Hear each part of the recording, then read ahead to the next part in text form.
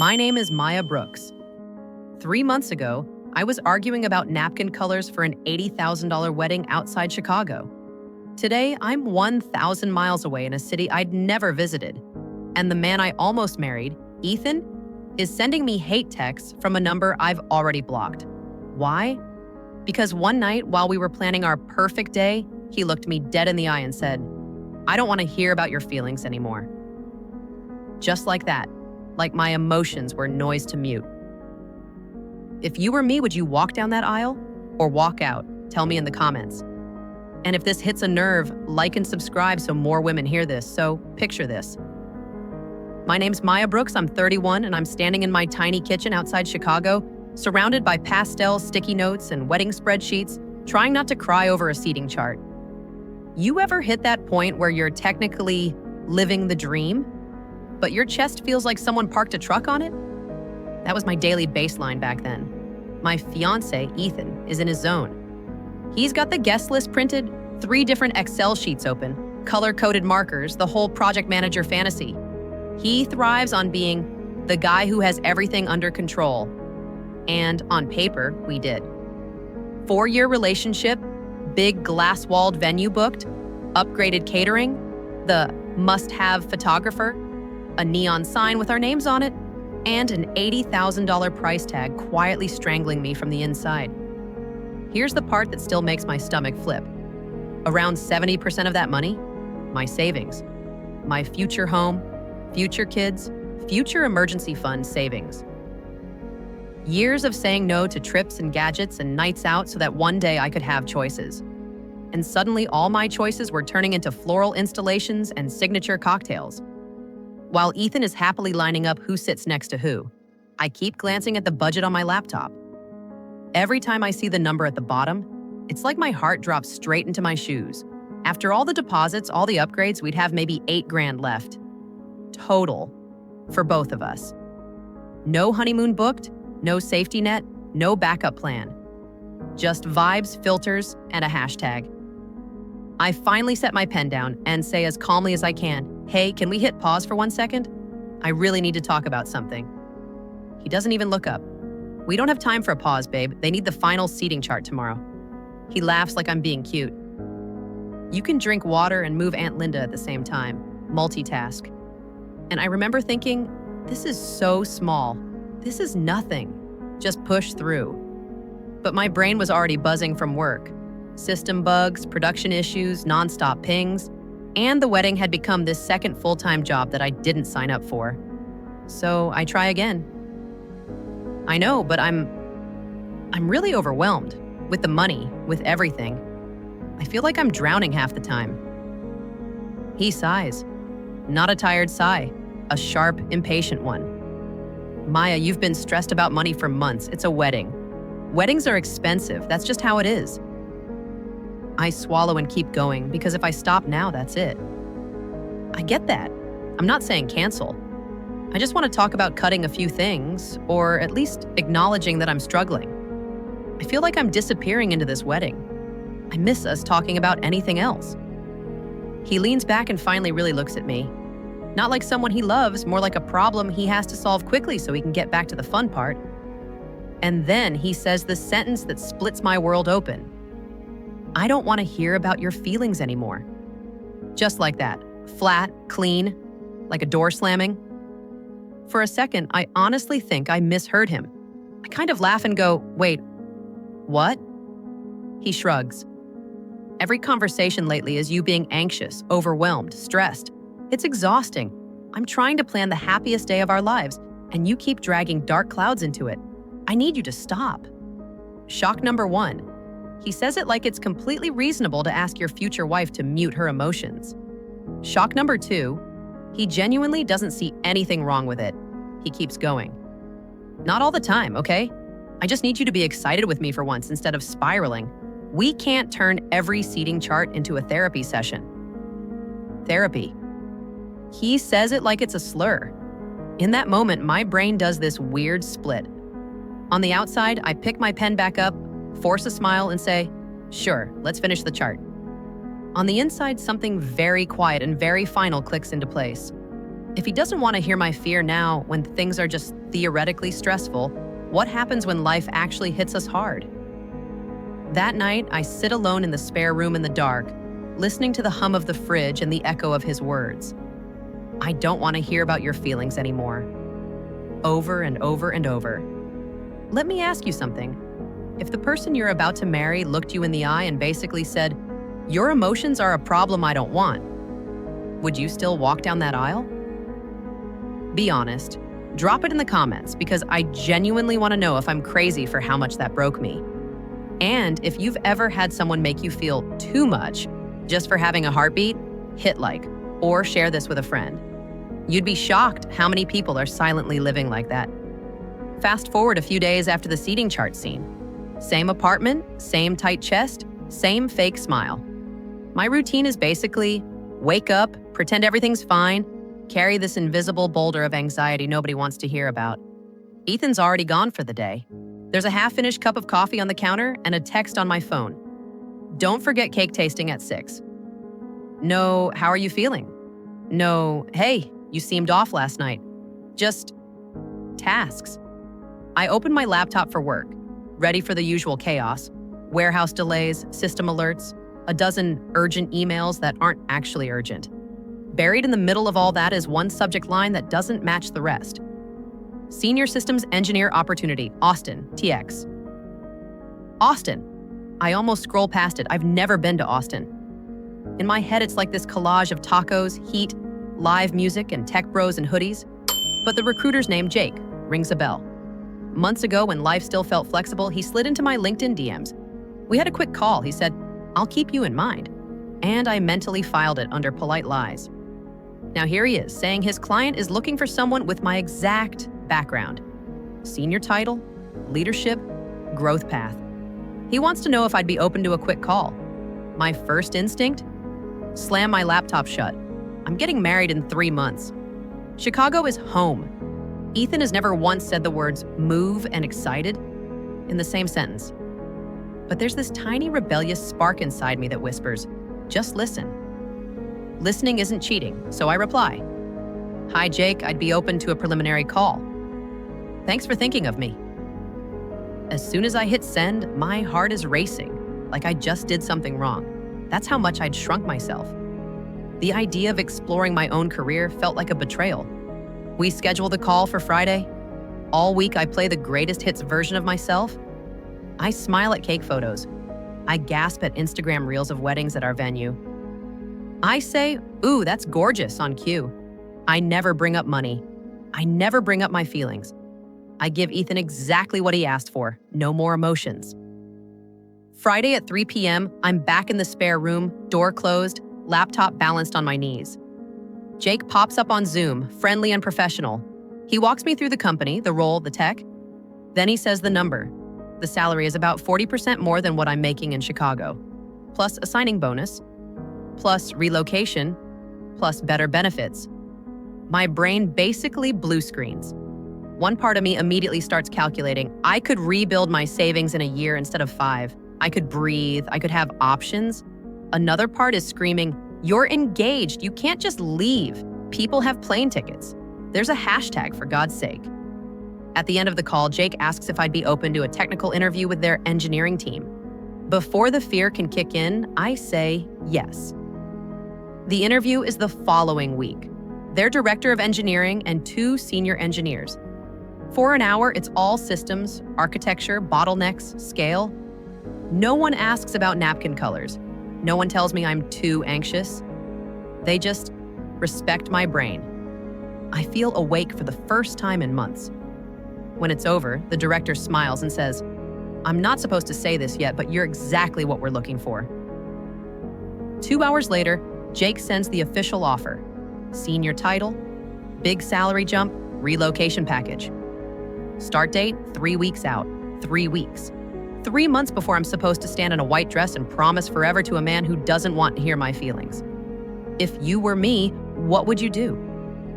Pause the video for a second and really think about it.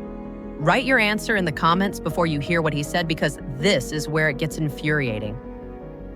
That night, we're on the couch. He's scrolling through wedding decor on his phone, half showing me things, half talking to himself. I decide to test the waters. Hey, I say, can I ask you something? If a really great career opportunity came up in another city, would you ever consider moving? He doesn't even pretend to think about it. He laughs. What do you mean, another city? We live here. My job's here. Your job's here. Our friends, our families. Why would we move? I try again.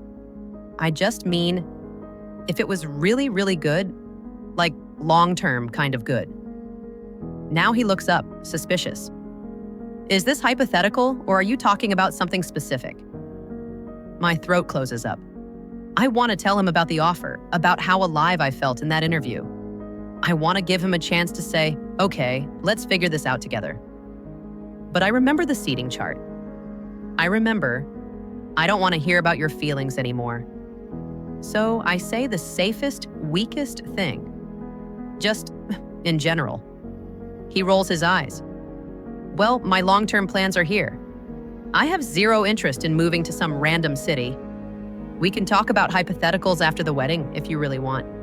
Right now, we have real things to focus on. Did you text your bridesmaids about fittings? Translation: your future is optional. The wedding is mandatory.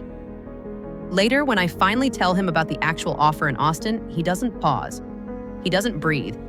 He doesn't ask a single follow-up question. He just goes, no, you're not taking a job in Texas. We're not having this fight 3 months before the wedding. My entire career, my financial future, years of work, reduced to a fight he refuses to have. If that doesn't make your blood pressure spike a little, I don't know what will. And if it does, hit like or share this, because somebody out there needs to know they're not selfish for wanting more than pretty pictures and a matching hashtag.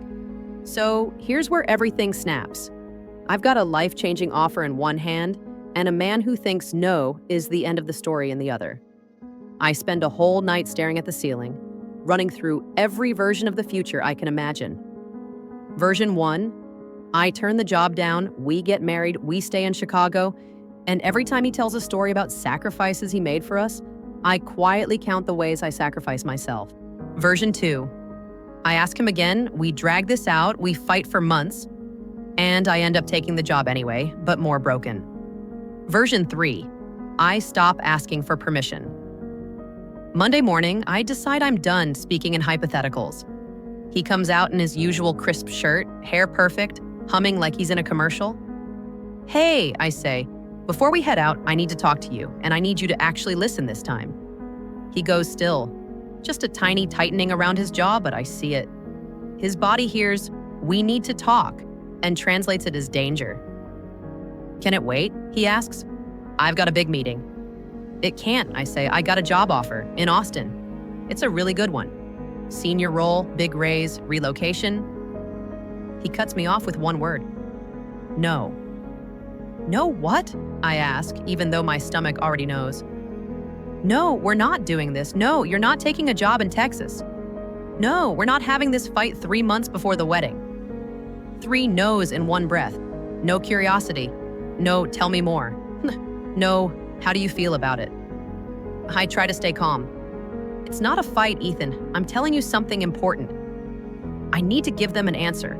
We need to talk about what this might mean for us. There's nothing to talk about, he snaps. My life is here.